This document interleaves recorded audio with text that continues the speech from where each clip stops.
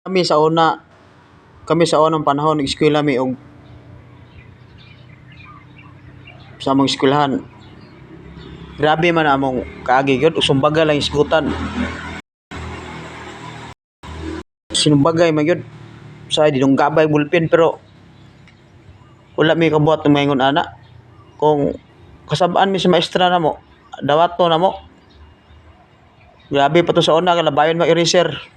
Nya kita pa ka ng stick sa kawayan nga perting suga nga kuyawan ka inig bunal sa kuan, inig bunal sa green board. Muna nga wa kay mahimo kuyawan ka yung sumbong kasi mong mama. Aw, tiwasan pa ka inig uli, merisi. Pero karon lahi naman karon mga bata.